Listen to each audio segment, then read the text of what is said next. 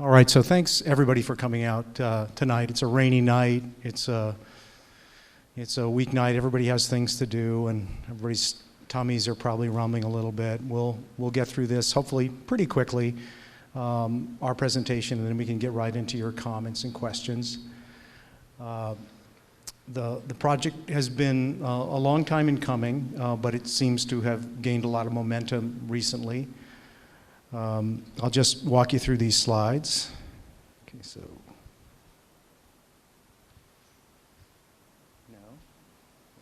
Yeah. Which one is it? These two. Side? Okay. Yeah. Thank you.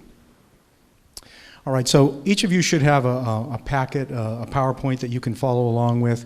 Also, your agenda has a better map than the one in your printout PowerPoint.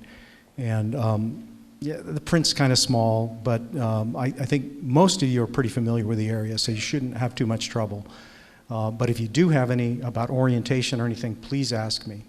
Or any other factual questions. If you want to make comments or long questions, let's save those to the end. We're looking at when actually it was Warren Lee and his team came to me and said, we're thinking about doing a study on a road that would connect from Fern Acres out to the highway. And I said, that's a great idea. Do you know which road you want to use? And they said, well, we're thinking about Lauco, but Pajik Road might work too, or maybe there's something else. So I said, why don't we look at a number of opportunities. I mean, you have a basic problem here, and that is when South Kulani Road gets blocked for any reason, be it a fire or an accident, there's no other way out. Flood, lava flow, or if people just need to get out quickly, like in a lava flow, you got one way in, one way out. And I think, you know, we have two civil defense directors here. You know that when evacuations come, there's some panicking that can take place. People drive a little worse than they normally do. And so there's a potential for that accident to happen right at the worst time. So we tried to look at a couple different alternatives. And we came up with these by consulting people in the community, public works officials, people who are familiar with the area. And we identified three that would connect the Fern Acres area out to the highway. And one of them has the additional advantage of connecting the Eden Rock and areas above there, Kopua farm lots as well, with Fern Acres to provide a little more inter-subdivision connectivity. And they are, of course, South Lauco Road, South Pajik Road, and a road that doesn't exist in its current place. Those two actually have right-of-ways for almost their whole length, but Puhala Street ends at a house, and but you only have to go up about a third of a mile, and you're up to Kopua Road. And this is right adjacent to the old Volcano Trail. And of course, these projects respond to issues that have been identified years ago. I mean, the old Puna Community Development Plan from the 90s talked about this, and probably, you know, as soon as there started being people in the subdivisions, it was an issue. And this is true all over Puna, and not just Puna, but especially Puna, where the substandard subdivisions just don't have enough road infrastructure. So it's one of many projects that have been developed, and it helps this Fern Acres in particular, but others as well. Now, some people said, why aren't you addressing the orchid land situation? You know, we want to build another road that helps people get into orchid land. Or what about getting across from Hawaiian Beaches to Paradise Park? And those are all good projects, real needs, genuine needs that the Connectivity and Emergency Response Committee is addressing. But we looked at alternatives that would fix this one particular problem. So whenever you spend state money or county money, or you operate on state or county lands, and you have some potential to impact the environment, you need to prepare an environmental assessment. And that's what we've been engaged in at this point. It struggles to be sometimes a complete informational document, that is a disclosure document. It's not in favor or against a project. It simply identifies the environment out there and the impacts associated with it. And if there weren't environmental impacts with this project, we wouldn't have done the environmental assessment. It could have been exempted from this project. There are environmental impacts. There's environmental impacts to most things we do, but a road in particular, it does have impacts. It impacts the ground, it impacts the water, it impacts the vegetation, it potentially impacts archaeological sites, and impacts the neighbors that the road goes by. And we have to acknowledge and carefully measure those impacts before we make a decision about whether to proceed with the project. And it's not, I was hired to do the environmental assessment. It's not my job to say yes or no to this project. I try to provide all the information I can, and then the people in power have to make that decision. And that will be for us, the mayor, and the County of Hawaii and Department of Public Works with the advice of the council. And of course, the council needs to fund it too. So there's a lot of steps that need to take place before we get somewhere, but this is the first one. We provide the information.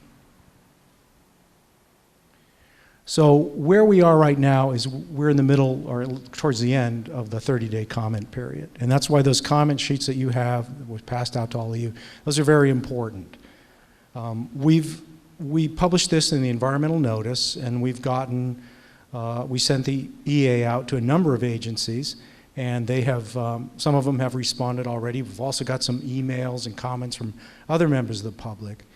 But it's important that everybody gets their voice heard. If you're for the project, you can say the reasons you're for it. If you're against the project, you can say the reasons you're against it. These are very important. Every comment is going to be included in the final environmental assessment. It'll create a permanent record of what your views are, what you think, and we need to respond to each one of them. And if you say there's an issue here, we have to look at what that issue is and how it's going to be addressed. So I apologize for this short turnaround time to the comment period. We had originally thought about doing this last week, but with the election and Veterans Day and all that, it just didn't seem to be the right time to try to hold a public meeting. So we did it as soon as we could this week. We still have another week. Your comments need to be postmarked by that date, by November 23rd, or they need to be emailed on that date or before. At the end of this process, if the Department of Public Works believes that there's a significant impacts associated with it, they will direct the department to prepare an environmental impact statement. That's what you do when you have significant impact. So you start a whole nother consultation process, some more documents go out. If there's no significant impact, as the department currently believes, then they will issue a finding of no significant impact, or a FONSI. That's what happens. At that point, there's a 30-day period for any party to file a lawsuit in circuit court against the propriety of issuing that FONSI.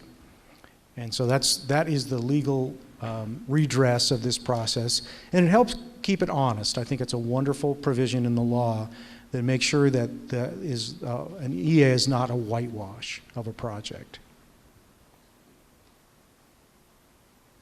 Here's the contact info, and all of you have that in the comment sheet, and also on the, I think we have it in about 3 different places. So we looked at where those roads are. I maybe give a little more description for those who might not be 100% sure what's going on. We see the yellow lines. The roads don't actually extend at this point out to there. In fact, Pazik Road, it's only about halfway. Lauko is about 2/3 of the way, roughly, from Highway 11 out to Puhala Street. In between there is some rough terrain in some cases, cow pastures, thickets of strawberry guava. And at the very end of it is an alignment identified as the Old Volcano Trail. This is a trail that's held by the state of Hawaii, and it was defined back in the 1890s, was it, Bob? In its current location. It was surveyed in its current location.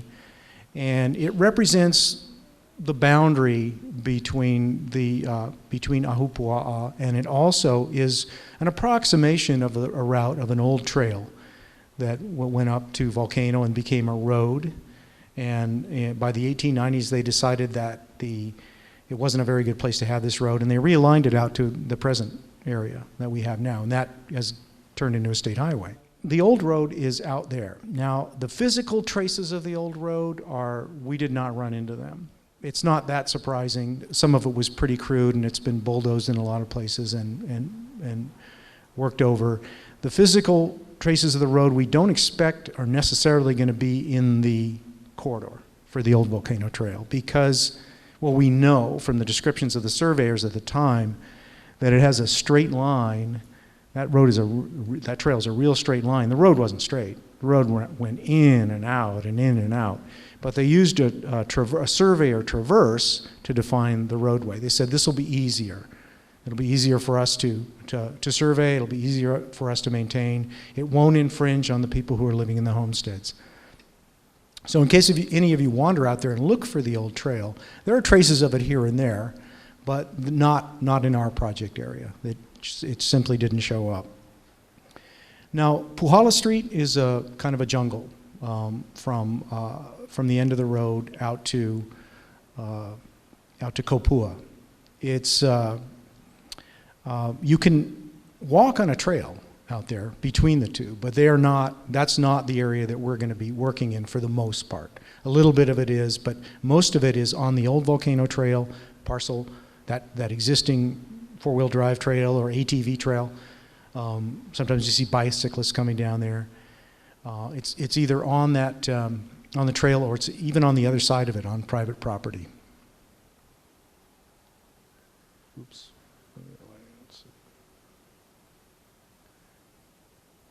Back to here. These are the different design options that we have for the 3 different roads. This gets complicated very fast, and I'm sure that you'll want to study this if you're very interested in it.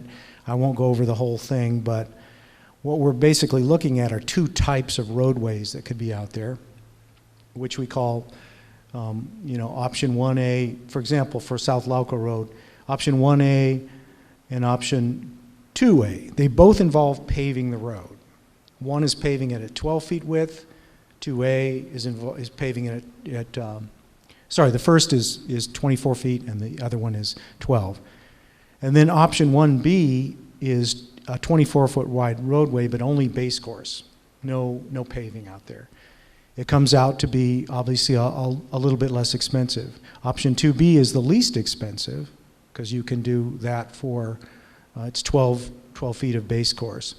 Now, these are very approximate numbers that Department of Public Works worked out, but they're good for discussion purposes.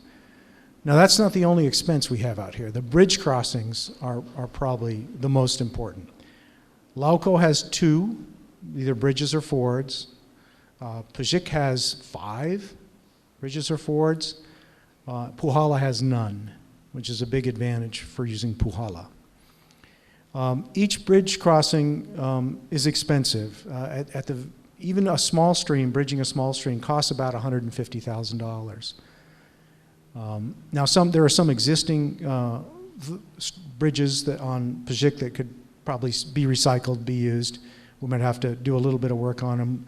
But under, say, option 2A or 2B under Pajik, we might be able to go ahead and use some of those bridges. But when you start widening it, you need to widen the bridges too. The large stream, which comes down both through Pajik and Lauco, is an expensive crossing.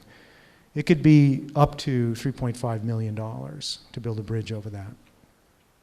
That's a shocking number, but that's what it costs to build a bridge, especially if it's 24 feet wide, has sidewalks and that sort of thing.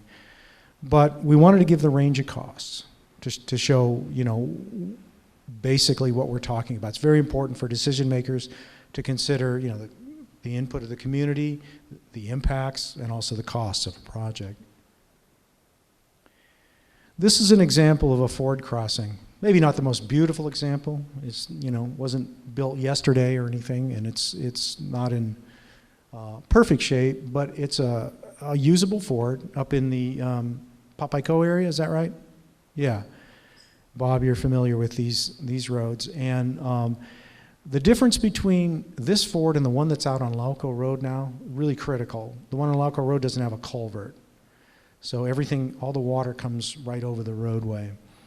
And with a culvert, you can pass a lot of the water under. So the idea would be to have a culverted ford, not just a regular ford, but a culverted ford like this, if you're going to do it. Now, if it's raining buckets and you got a giant flood, are you going to be able to cross this? No, you can't. It doesn't work for that. But 99.9% of the time, it works. Now, that 0.1% of the time may be important to you, and it's something to consider. But it's important to know. And you can have markings on the side that show when the ford is above a certain level, don't go here. You need to have some warnings if you use this. Nobody thinks this is the best solution in the world for roads, but it is a solution when there's not enough money to do anything else. So I probably should have showed these when I was talking about the roads, but you can see Lauco, the pasture, forest, Old Volcano Trail, and Puhala Street. A little longer for Pajik Road here. It was recently cut for some survey traverses. And then there's real approximation of the Puhala Street. Google Earth isn't perfectly like a map, so I draw a straight line, but that's not exactly where it is. Close enough though, so that you can see how it comes in here. Now I want to show the relationship of the road to Old Volcano Trail up here in Puhala Street. Both Lauco and Pajik Road cross the they both would cross the trail at a right angle. They'd go right across it. But for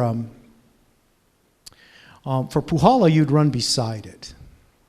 And you have this figure in your packet there if you want to follow along with it. It's a little complicated. I thank Bob for helping me write this up, and then we did a little more work on it. The Puhala Street and a proposed extension are in brown. So that's either where there's a road or where we plan there to be a road is in brown. The part that's green is existing Fern Acres property. There's actually no road there, but it's Fern Acres property. It goes up that far. And it's part of Puhala Street. It's not built, but it's there. Beyond there is a private property. And the landowner has agreed to its use in principle to allow it to be used.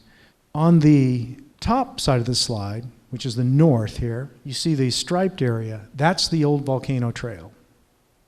So you see that the right-of-way for the Puhala Street extension would be directly adjacent to the Old Volcano Trail, but it would not be on it. In fact, it'd probably be a few feet away from it because the right-of-way would be wider than the actual road itself. The road would be in the middle of the right-of-way. There'd be a little buffer between the road and the property that's the Old Volcano Trail. Now that dashed line that goes up there, one more thing to talk about, that is the trail that exists out there now. I do not want to call it the Old Volcano Trail. It's not. It's an ATV trail. You can see that it's sort of on the Old Volcano Trail, sort of not. So that's actually probably more like it was in the old days anyway. One of the main issues we have to deal with here are the streams, and not just in terms of the expense of the crossings. That's a big deal, but also the regulatory aspect of the streams. Streams that connect to waters of the U.S. are regulated by the U.S. Army Corps of Engineers through a very strict permitting process that takes a long time and a lot of expense to get through. And all the streams that we're dealing with are tributaries for an unnamed stream that runs through the Mountain View area, then it goes into Hawaiian Acres, and orchid land, and eventually crosses out of the subdivisions onto old shipment land, crosses Highway 130 at the bridge that everybody probably remembers and knows where that is. And then the last two tributaries come together and they just disappear on the ground. And there's no real channel after that. I've seen it flow beyond there in November 2000. I was telling people I rode my bike out there on Railroad Avenue and watched it. It looked like the Amazon River, but it's not a stream. It was just overland flooding, and it very, very rarely happens because I've never seen it any other time in 50 years, but I saw it that time. So this stream was the subject of an inquiry to the Corps of Engineers when they were rebuilding Highway 130. They asked them, is this stream jurisdictional or not? In other words, do we have to get a permit to cross it or not?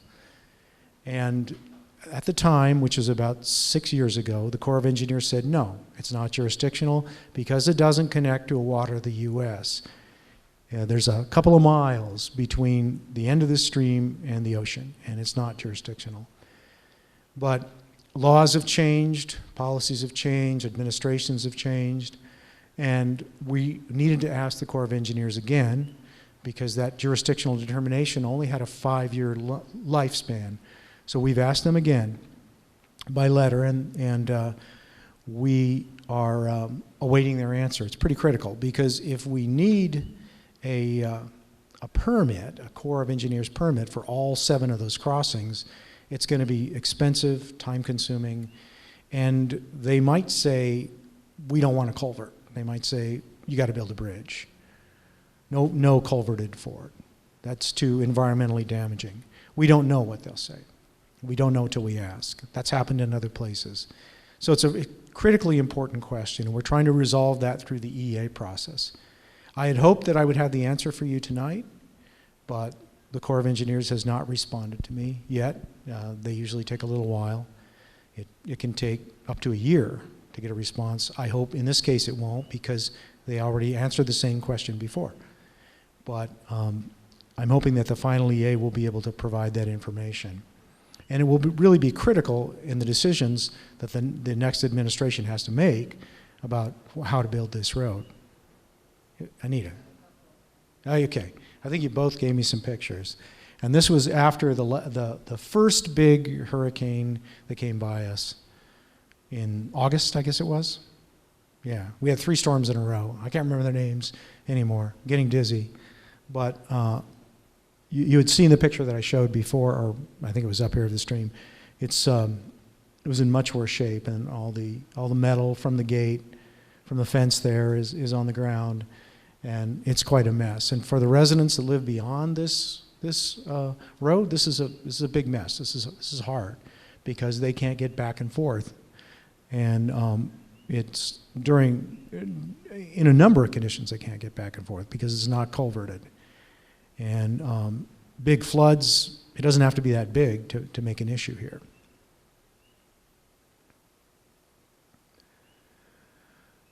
So there's some information in here about the mitigation that we're going to be doing and the impacts. You know, we looked at let's see, got that? Okay, I'll cover that then. I think probably the biggest impact that the project is going to have into the community as a whole, maybe traffic.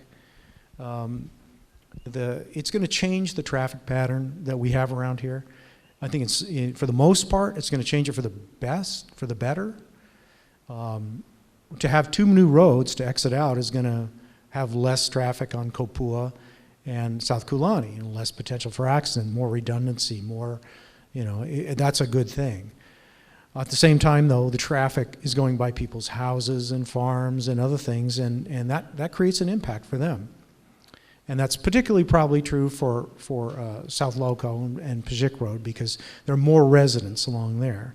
Puhala just has currently 1 person that would be inconvenienced by this, plus another person who's a little bit farther away in not quite as impacted, not right next to the road. At Highway 11, both Pajik and Lauco don't have great intersections. It's not a great place to turn right or left. I counted, and there are 63 driveways in Mountain View. Well, this would, or streets, this would add 2 more. So in that sense, it's not a huge impact, but it is an impact, especially if there's a lot of people at one time. Now, why would there be a lot of people? Maybe school hours. When the 1,500 people plus of Fern Acres, probably more like 2,500 right now, right? In Fern Acres, take their children to school or coming back from school. That, there could be a lot of traffic during those time periods.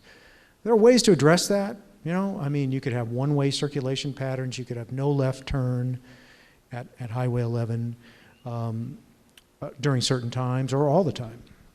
There are things that could be done to do that. If it's a small road, you could have speed humps to discourage people from coming down there that don't really need to come down there. So say most people will go to South Kulani or Kopua Road if we include Puhala in this. And some people will use Lauko, those that really need to use it, or Pashik, or both, if both are built. Whenever you're near water, you got to watch out for erosion and sedimentation, but Public Works has some very detailed specs that can reduce that to a minimum during construction. It's a dirt road and there's already erosion and sedimentation taking place. You could probably improve it relative to the existing condition right now. We did a very thorough archaeological survey. Bob had about 3 people on the ground for a couple of days, and they investigated the area, and they found no sites in the area except 20th century road sites. And really what he's talking about are the bridges and culverts that were built. So these are not, they're older than 50 years, but they're not what we think of as archaeological sites. They're architectural resources, and they've been adequately documented, and if they have to be taken out, it's not going to be an adverse effect to historic sites. There are no cultural practices that we're aware of that are taking place in the specific areas that the roads will be built. There's no special plants that can only be harvested from there, or no special cultural sites that are available. So that also should not be an impact. There are no rare, threatened, or endangered species of flora, no critical habitat. We did a very thorough biological survey. Unfortunately, I would say most of the area is covered with non-native invasives. I was expecting a little better stuff when I went in there into the middle of the forest, but it just wasn't there. We did find Naupaka kuhivi. That was kind of fun to find, and a couple other interesting plants, but there's nothing rare, threatened, or endangered. The forest hasn't been very well taken care of this area for various reasons. A lot of bulldozing and other activity in the Puhala area, and then Lauko and Pajik are almost solid Vaivi, strawberry guava. Okay, back to the contact, really just to remind you to be sure to get comments in. Get that comment for me by the 23rd. And then, I thought we had something that said questions. Where'd that go? Nah, I don't know. Doesn't want to be there. Anyway, it just said questions, comments, and questions. And maybe before we start that, because I think this is somewhat related to it, Ed, did you want to get up and say anything? I can bring you the mic if you like. Or you can come up here.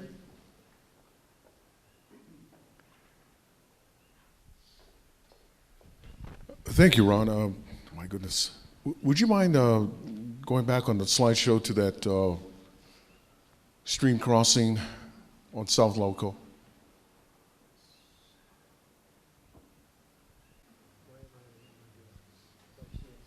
Sorry for the delay, folks. Let me just go ahead and talk, yeah? My contribution tonight are rather limited. I wish I could say more. Yeah, could you go to the one with that one stream crossing that, right there. Hey, from this view, folks, I'm kind of disoriented, but am I right? As we look down the line, we're looking toward Highway 11, right? Yeah. Okay, so I'm from Civil Defense. I was kind of brought into this particular problem kind of late, and I think it was maybe 3-4 months ago, I can't recall, when I got a call from Frank Comendador, who asked me to come out on South Lauko Road to take a look at this particular stream crossing, if you will. Yeah. It was a rainy day. I got the full picture. I understand the importance of having more routes out of Fern Acres, the Fern Acre community. And so some of the members that met with me and Frank that day are here in this particular room. The question for me, if not a request or the task, was to continue on with an initiative by reaching out to the military to see if they had a Bailey Bridge or some alternative like a Bailey Bridge out there. This particular question was put to my predecessor, former Fire Chief Darrell Oliveira, and as I went back to the office to do my follow-up, I found out that, yeah, there was a lot of dialogue about trying to get a Bailey Bridge. As a matter of fact, the Department of Public Works was well aware of it. And I even spoke to Warren Lee about that. You know, he was the director of Department of Parks and Public Works. And so he was well aware of this and basically cited the effort to do a draft EA on this whole process and all of that. So I reached out to the military and found the answer, like Department of Public Works, the answer was no Bailey Bridge in the inventory in Hawaii. I kind of knew that going in, okay, that there was no Bailey Bridge around. I seriously doubt if you could find a Bailey Bridge in the military inventory in the whole Pacific Basin that's not being used already. But we did a lot of work by looking up Bailey Bridges and what it costs. And, you know, frankly, it doesn't cost that much. You know, I think you can get one for about $100,000. That's a lot of money, but it doesn't cost that much. In any event, continue to put my fingers on this need for this crossing. Some of you might have seen me and Dwayne Hosaka from Civil Defense out there just maybe 2 weeks ago. Dwayne, we were out there taking a look again at this entire area and trying to learn more about how do you write up a project. Because in my outreach to the military components on Oahu, what I found out is that the U.S. Pacific Command up there at Halava Heights they have a committee that looks at military construction projects that can be classified, this is old school language, used to be called domestic action projects or civic action projects. It's got new names now. And it's the way the military can leverage their training needs for soldiers and sailors, airmen, with what the civil communities need and call it training. But on December the 6th, there is a committee getting together at U.S. Pacific Command that I hope to continue to work with the Public Works and nominate a project. And, you know, Frank, unless you tell me to peel off and go look at someplace else, I think this is a great need. Now, there are other bridge crossings that Ron has covered so far, but as I look at the situation, this is, you know, this is a big impact area. And so unless you call me off of it, I'd like to nominate this area for the military to consider as a project, okay? Now I'm gonna need some more specifications. That draft EA provides me a wealth of information. Tonight's briefing by Ron, more information. But unless you pull me off, I wanna nominate this for them to consider, okay? So that particular meeting, again, is on December the 6th, and I hope to get this thing nominated. Sir, do you have a question? The year 2000, November, there was a big flood, and this is nothing. Okay, where it flooded was from almost my gate all the way to the back fence by the Owens property. White water. It was that high. Okay, so if you build a bridge, you can build a bridge high, but then beyond that bridge, it needs to be extended. It needs to be built up. The road will have to be built up. But then once you build up that road, it floods my property, which is on the Mauka side. You know, I think you know when you hear what Ron is saying about permits, you know, and you know, I got a little bit uplifted when he was talking about this particular stream, but now the jury is out, right? We can nominate a project, but when you look at permits, et cetera, that you may need, and what the military can do if they want to take on a project like this, the two things to consider is, one, whatever they do will probably just be temporary. So just as Ron talked about that ford crossing, that you get to a certain situation where you just can't go across because the water's too high. And if the military can find an alternative with the help of our own engineers of putting something in here that's better than what you got now, it's just got to be temporary. The second thing, as I'm looking at it, is the cost. Military can come in with technical expertise, the will and the resources, active military, to do a project like that, but there's going to be a cost consideration too, because they won't come in with the material. The material is that we're going to have to either find, maybe Public Works can gather some of those resources up, or maybe the community, don't know, but it's going to come at a cost. But certainly when you look at some of the estimates that Ron has identified for this particular bridge crossing, which I think is as low as 350,000, was it? Or was it up to 3.5 million? It was 150,000, I think, right? What was the lowest cost? Have you got it? 150,000 up to about 3.5 million. Perhaps the committee that's going to get together in December, and I think we got nothing to lose, okay? Submit it to see what they can come up with if they want to take on a project like that. But it's going to come at a cost that we got to figure out. So again, I wish I had better news, but my task was kind of focused over here and trying to find a wherewithal. First of all, no Bailey Bridge available from the military. I even checked our own Department of Transportation, because I remember by the way, I remember the November 2000 flooding episode very, very well. I was at the state level, and I remember it very well, and I remember record rains, and just to give you a piece of memory, the one figure that I remember was 54 inches at the Kapapala rain gauge. 54 inches in about 24 hours. So, and Highway 11 broken in 5 places. Yeah, so it was a horrendous flood that I've never let go in my mind as well. So I understand that. I wish I could offer you about more, but I was kind of focused on this area and trying to find a solution, even if it's temporary, to do better than what we got now. Okay? All right. Our concern is having South Kulani Road blocked, okay? Then why build another bridge or another roadway on the same tributary? Because if it floods here, it's going to flood South Kulani, and you blocked already. I'm not going to take it for all this.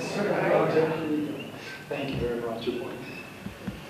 Yeah, it could very well be that a flood on South Kulani that blocks a bridge would block the Lauco one as well. It could even block Kopua. That's possible. But it's also possible that it wouldn't do that. And there are other things besides floods, fires, car accidents, etc., that it's done for. But you raise a good point. I wonder, Harry, did you have anything to say about this since you're here? We're lucky to have you here. Did you want to say anything or hold your peace? I hate to show my age, but I do remember it. Thank you. My time on civil defense goes back to 1975, believe it or not. And for those of you who are here before the 1990, you know of bigger floods than the one in 1990. And it's unfortunate about this place here. The pre-planning and doing a subdivision, it was just to cut and divide. This water eventually goes all the way down to Highway 130. And we had rescues in Orchidland Estates during that time. For the old timer to remember those things, I'm going to be negative, so please bear with me, okay? It's an old memory of what was said before. This is something that, first of all, this area here, as you know, Puna is the fastest growing district in the state of Hawaii. You know, the kind of traffic problems that we have on Highway 130 and Highway 11 was not even phantom in the 1980s as far as population. I do not care to guess what it's going to be like in 10 years or even 15 years, much less 20 years from now. But in regards to planning, you know I'm not an engineer, I'm just telling you from civil defense experience. In regards to planning, it takes years to plan something to project that far ahead. And to project 20 years ahead on population demographics is not that far ahead. Everything you read in regards to a major highway, and I don't mean a freeway, in regards to population where it considers a connector or arterial, but 7, 8, 9 years for plan, design, funding, construction. That's average. So the sour note I'm saying here is that I would be very careful of temporary fixes now. I know I've got a lot to catch up on in this area, but if anybody here, I think Mr. Lee, I don't know, you're young, so you don't go as far back as I am, but every time there was heavy rains, we had to dispatch public works crews from Puna. It was an automatic SOP to go check all of the highways, roadways south of Highway 11 because our residents' lives have been threatened. And I still remember the water coming down so fast in Orchid Land that this van with people in it was swept down, the river. So what I'm saying is, if you're looking for a temporary fix, then so be it. If you're looking for 20 years or therefore thereafter, then I think you should suspend a decision now. And the first monies should be major monies of professionals that will compare in regards to population increase, traffic increase, et cetera, and not site-specific. We learned this very badly in Kona. When for those of you in Kona, when I took office back in the year 2000 and left in 2008, it was very similar to this in regards to the problem of Kona. All a concentration of state and county. The county kind of backed up and said, that's state problem. Queen Ka'aumana Highway is state. And so that was the major problem in regards to the huge traffic jam because of the growth of Kona, North and South Kona. And then the state concentrated its efforts on Queen Ka'aumana Highway, and still are, because that's their major highway. But a new study was done in 2002, actually commenced in 2001, and showed that the major problems of Kona was not the main arterial road only, but if you did just that and poured all your energies into that, you would not have improved traffic flow much unless you increased the major connector roads. So the whole area was known as Keho to Kailua plan, circulation plan. And the county initiated a new study and called it K to H, K through Honalo. Reason? Because preliminary studies showed that a lot of the increase in traffic in 10 years was from South Kona and Ka'u into North Kona. So if you did not address the problems of South Kona, you haven't increased any flow. And I'm just putting that out in regards to potentially what is here. I think all of you know about the homeless. I think all of you know about the people in Maui and Kauai and Oahu, especially Maui and Kauai, look into Big Island as the only place left in the state to have an American dream of a home. And out of those whole districts, where do you think they're looking at? Puna. That's why you have 50,000 plus people in Puna today. I'm old enough to know your population was 25,000 and less. I was alive and kicking. What will it be like 25 years from now? So that's, I know it's taking a lot of your time. This is real. We have this kind of, thing that swells, so to speak, and it floods. You can't cross.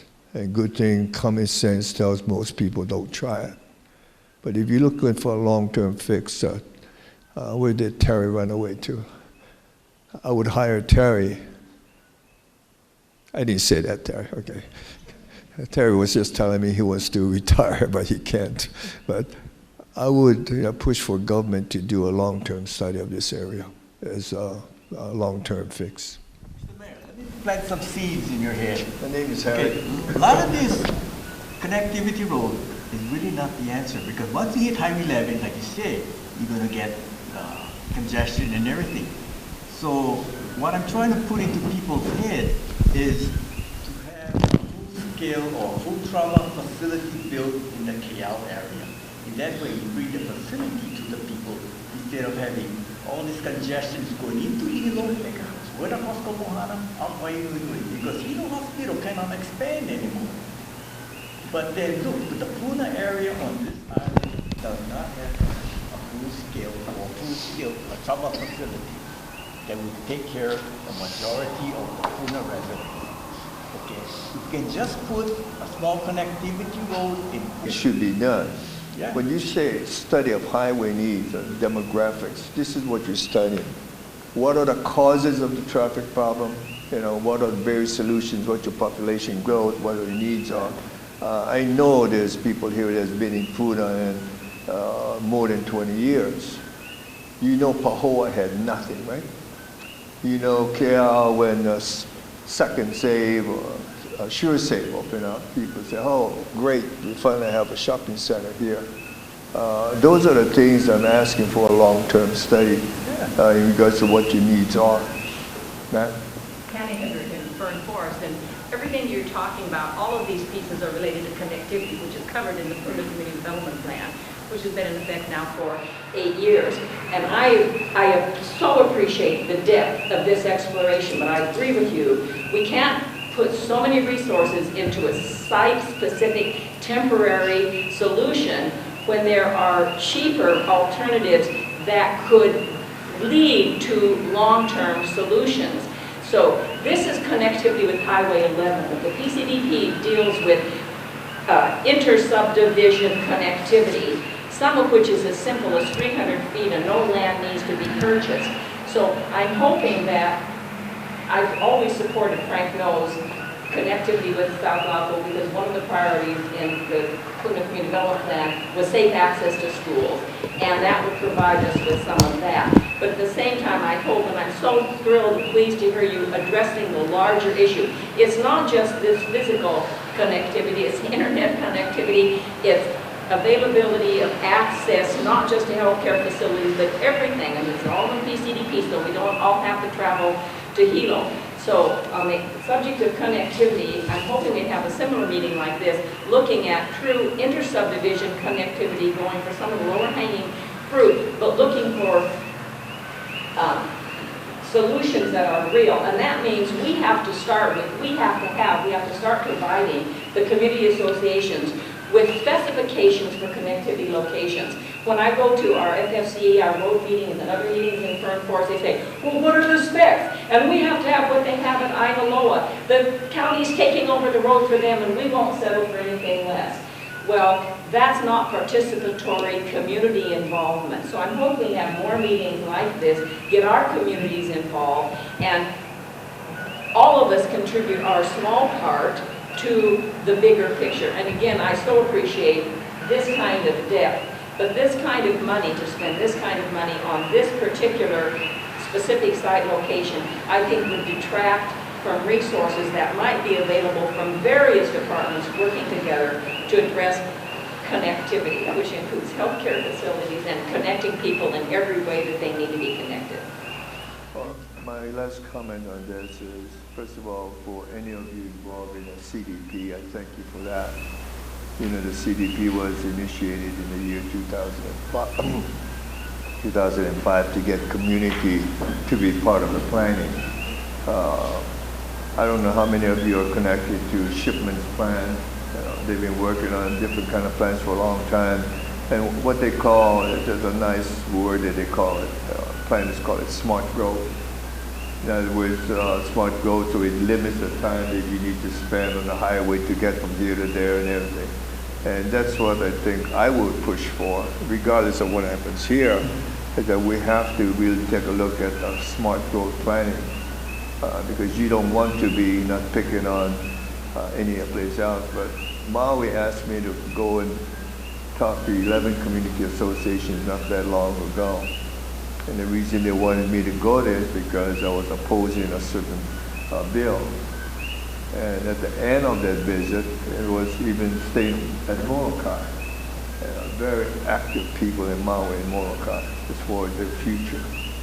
And the conclusion was, what have we done to Maui especially? And this is why so many people on Maui are looking elsewhere, because they were not involved in the planning. Maui is, you can sit down in Maui I think Terry knows much, much more than me on this, so you can question him. You can design all the highways and bypasses in Maui. It is not going to help nothing. The only thing it's going to help is maybe cut your ride 10 or 15 minutes. The lifestyle, it will help nothing in regards to, because there's no place for them to buy or build. There's no water on a lot of these lots because there's not enough water set up. Your involvement in CDP hopefully will make this, us, meaning government, a better planner with you. I say all this, don't go for quick fixes anymore. Get involved in your CDP. This is your community. You know what you want of it, and make your input there and push forward. Thank you. Terry, one of my concerns is the people in the community are, let government do it, let the county do it, let the state do it.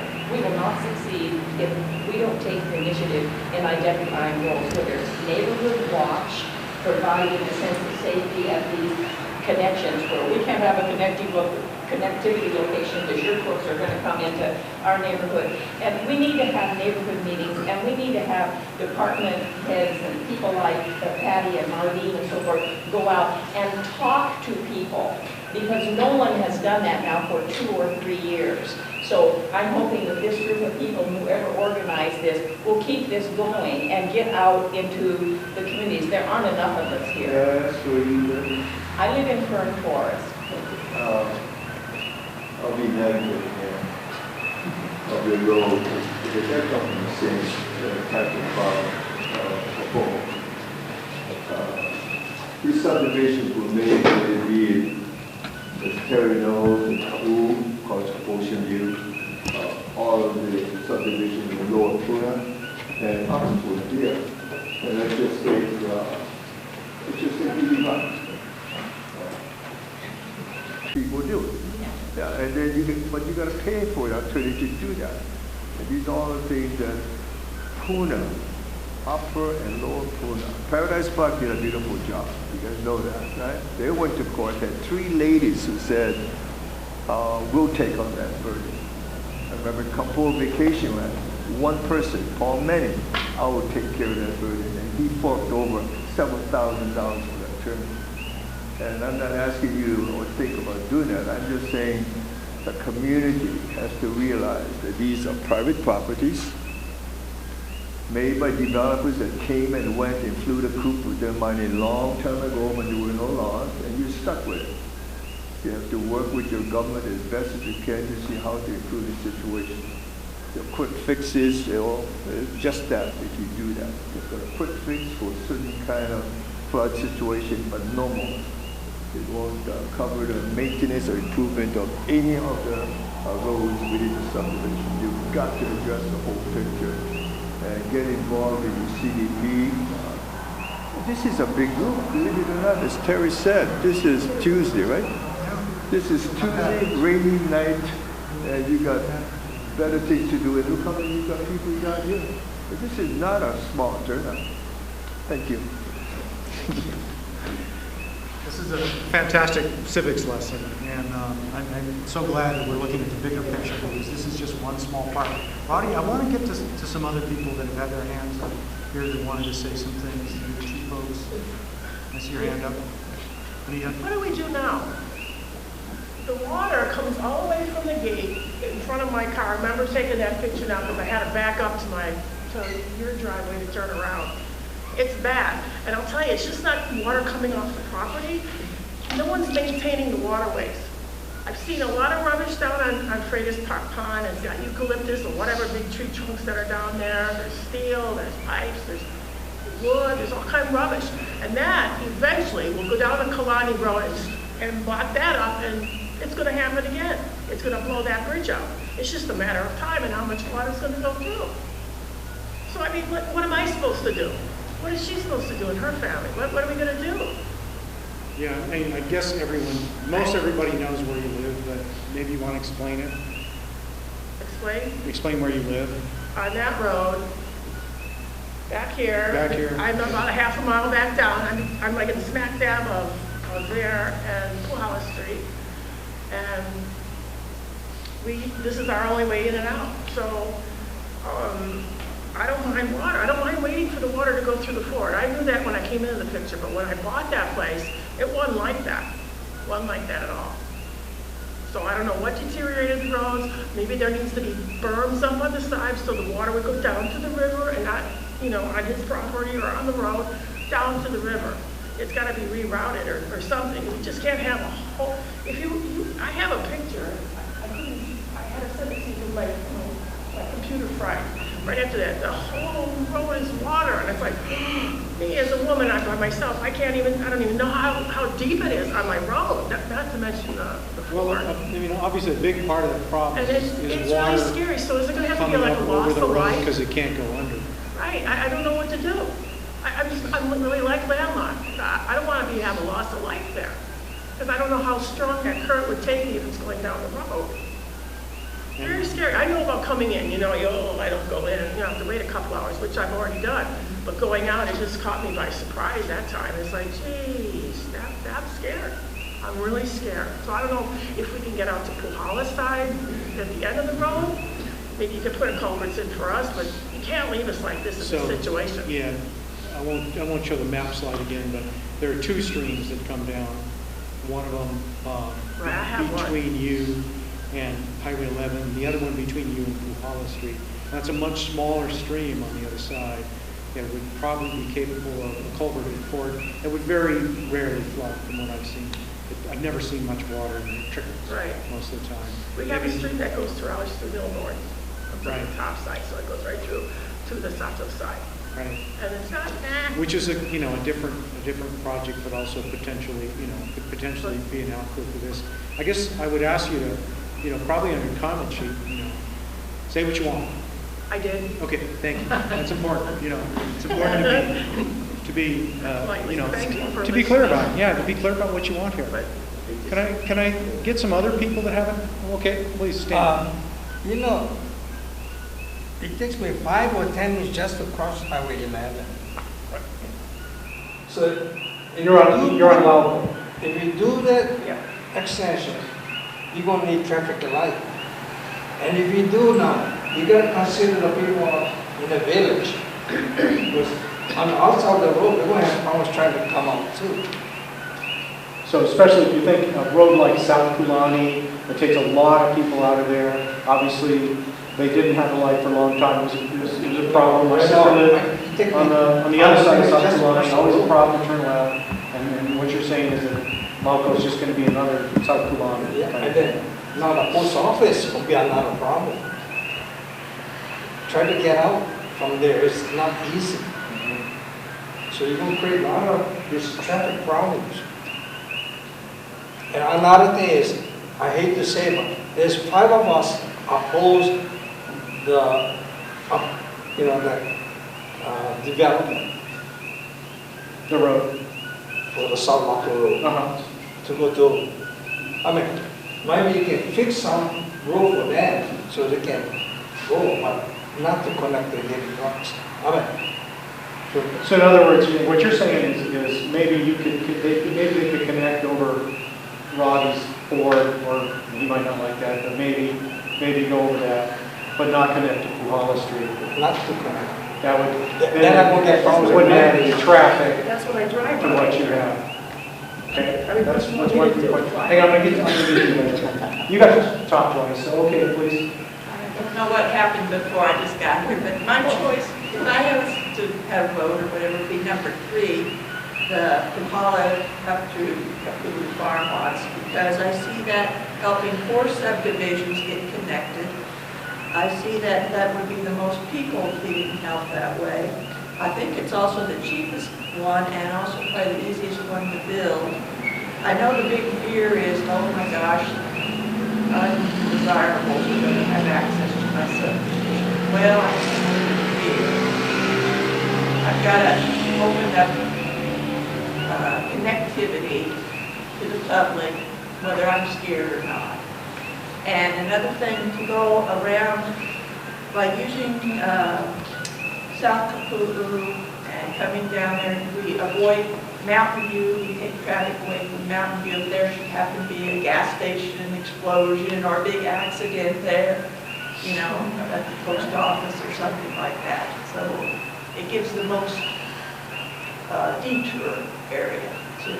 So that's what I've got to say about that. Thank you, and be sure to put that on there and provide a comment. You know, I'm appreciating people to say yes, no, none of the above. You know, it's important. This isn't the whole community out here tonight, but like Perry says, it's a pretty, you know, we got a pretty good group, and all other people are evening on things too. Anyone else would like to contribute to the water?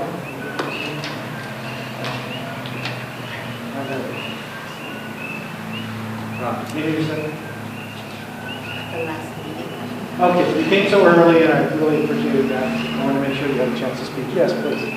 I just wanted to ask you, going back to Old Volcano Trail.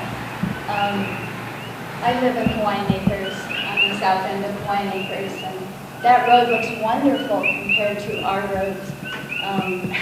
That we were in a situation during the floods where South Kalani was flooded. And so originally I liked the Laco Road extension because it would give us another way out.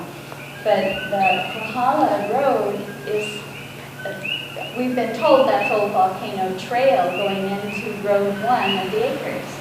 And you can't get anywhere to Road 1 of the Acres without getting on that little stretch, which is about 900 feet, and it's starting to break down quite a bit. And I was told from Hawaii County that's a state, and yet I was also told that Hawaii County is the one that paved it in the first place. So I'm wondering what that situation is, if you happen to know, at the very beginning of Kahala to Road 1, which is Puna on that. I don't. I'm sorry. You know, for this one person, this from another, here's where the road is. And I thought, we got to get this settled. So we had a professional surveyor come out and lay the lines and map it up. So we don't have an issue except we have to cross twice. And to do that, for Lauco workers, if those are selected to do that, we're going to have to get permission from the state to cross it. We're going to need an easement from the state to cross it. The preliminary indications from the state are that they would grant that. There are 12 or so crossings of the Old Volcano Trail in various places in Puna. Roads, driveways that cross the trail. I mean, South Kulani crosses it. You know, Kopua crosses it. Everywhere, a lot of places cross it. Peck Road. I think we could make that happen. Now, to use the whole length of it is a different problem. Right, we're not crossing it, we're actually... Yeah, and that's, I'm not sure what to suggest to you, but I would hope that you have access to a recent survey. You might find out that it's in a totally different place than you thought, too. I mean, I know Bob Jacobson, if he says it's here, it probably, he knows it probably is. Because he looked at that pretty carefully. Okay, Ronnie, I'm coming back to you. Yeah, if the South Laco area was designated a flood zone, okay, so basically it means that you cannot alter it in any way. So how are you going to get around that? No, that's not exactly true about the flood zone. You can't raise the base flood elevation in the flood zone without special permit to do that. And we don't plan to do that. If we go through a flood zone, we would do that. And right now, also, it's not even a flood zone officially. Oh, I got a letter from planning department. They're looking at it, they're doing a flood study of that area. The flood study is under review. It may be accepted. Did not say that. Well, I mean, you go on the internet and look at the flood zone maps. I update it all the time. It's not a flood zone. But it will be as a result of the studies that are going on. Roads are an okay use of a flood zone as long as you don't increase the flooding and you don't increase the base flood elevation. That's a tall order, but it can be done. There's roads throughout the county that traverse flood zones. They have to, because